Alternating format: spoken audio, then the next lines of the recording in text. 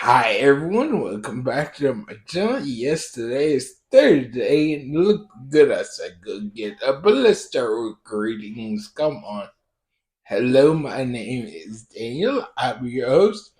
Your guy in the chair. He said it. and today, since it's Thursday, we're the Kirk Jerkers thoughts on the movie, the new movie that came out, The Creator. So let's hear and enjoy.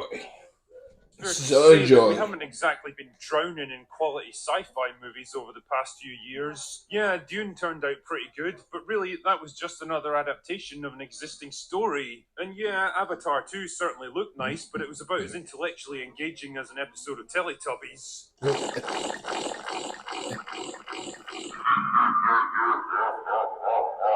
What most of us were looking for was something new, something interesting and thought-provoking, something that would expand our horizons and fire our imaginations. In steps Gareth Edwards with The Creator, a movie that certainly has big aspirations to do all of the above, while pairing it up with the kind of explosive, hard-hitting action sequences that made Rogue One the only half-decent Star Wars movie that Disney are ever likely to make.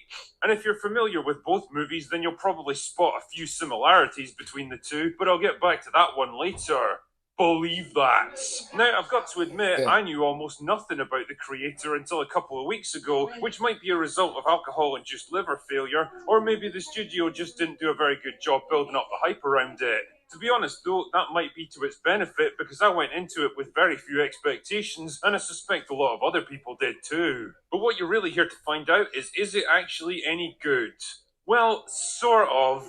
It does a lot of things extremely well, manages to address some very timely issues in the present day, makes the most of its limited resources to produce some genuinely impressive visuals, introduces a cast of characters with lots of nuance and understandable motivations played by extremely capable actors, and generally comes across as a movie that had a lot of passion and care put into it. That being said, it is let down by a slightly muddled and bloated script that indulges in a few too many protracted action scenes, relies too much on coincidence to keep things moving forwards, doesn't really give its weighty subject matter the time or attention that it needs, and probably sees itself as a bit more deep and meaningful than it really is. In short, while it's better than the mindless sludge that passes for mainstream Hollywood movies these days, it does fall frustratingly short of the potential that it clearly had.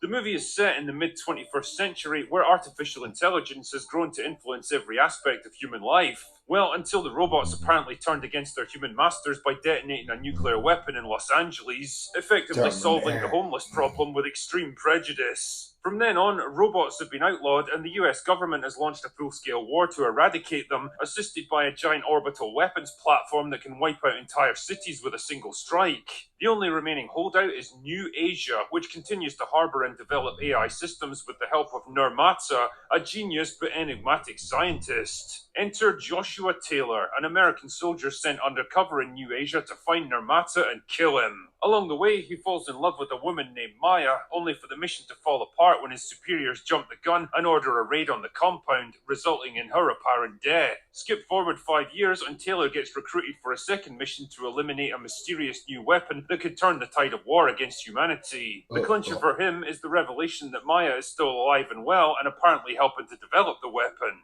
Before you know it, Taylor and his team are deep behind enemy lines and manage to get their hands on the weapon, which turns out to be an android in the shape of a small girl. A girl who's the key to everything, if you will. Yes, it's one of those movies. Anyway, the mission goes tits up and most of the team get killed or captured, forcing Taylor to go on the run with the girl who's the key to everything. What follows is a protracted cat and mouse game as Taylor and his new friend travel through New Asia on their way to find Maya, gradually forming a paternal bond while being pursued by the local government, the US military, and Nirmata's rebel forces. But will Taylor ever be reunited with his wife again? Will the girl who's the key to everything end the war and bring about a lasting peace, or become the ultimate weapon that can destroy humanity. Story-wise, there's a lot going on in The Creator. It's trying to wrestle with a ton of different themes, subplots, and character arcs, while working in some pretty extensive action sequences that eat up a lot of screen time, and the impression I get is that Gareth Edwards might have bitten off more than he can chew with this one. The result is that while The Creator definitely gives the audience a lot to think about, it doesn't have enough time to provide satisfying resolutions to most of them. The age-old question of whether machines can truly achieve consciousness is basically glossed over in favor of the war to eliminate them. The revelation about the nuclear blast in LA that completely changes the nature of the entire war is handled with literally a single line of dialogue and then never mentioned again. Characters conveniently bump into the exact people they need to find in order to move the plot forwards, and antagonists make pretty illogical decisions to give the heroes a convenient way out.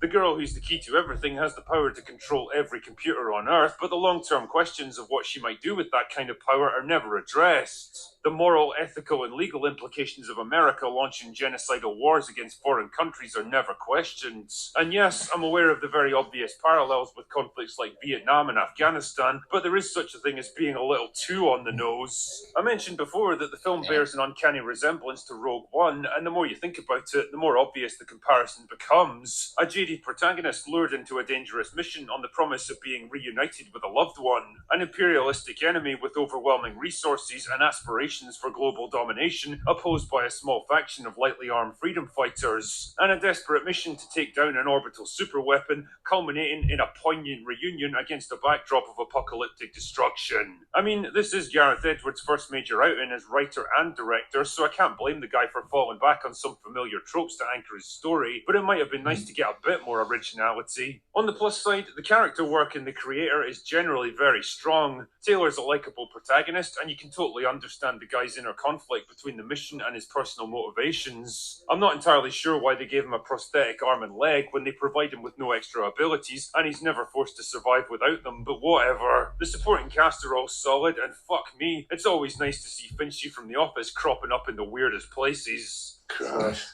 give me half hour with her, it'll be up to me nuts and guts.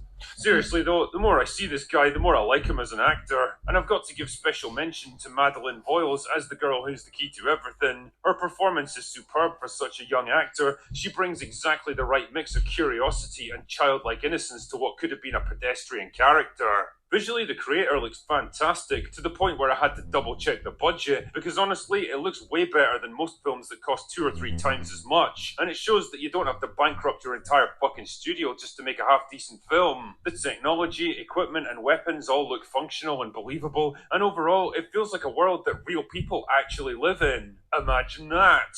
Ultimately, there's a lot to recommend about The Creator, and while Gareth Edwards' aspirations probably outstrip his abilities with this script, it's a decent enough movie that kept me interested and engaged, provided some fun action set pieces that actually had a bit of weight behind them, and delivered some pretty good emotional payoffs by the end. And well, it proves that you don't need a $300 million budget to compete with the big boys in 2023. And it's exactly the kind of original, inventive movie made by talented filmmakers that we need to see a lot more of in modern cinema. Anyway, that's all I've got for today. Go away now. Hey guys, I hope y'all liked his review of The Creator. I'm gonna check it out, but I'll wait till it comes up and see it on. And I don't know why Hollywood is pushing girl power. That you see it everywhere. It's like the voice is female, and then there's supposedly a female James Bond. I guess it'd be Jeanette Bond or something. I don't know, but still. We don't need all this forced agenda stuff. It's starting to be very noticeable. I'm not against female strength. Don't come at me. Because Ellen Ripley was a great female character. But still, if you like what you saw, don't forget to like it, comment down below, and then subscribe for more notification bell. So you're notified every time I post a video, and share. Bye.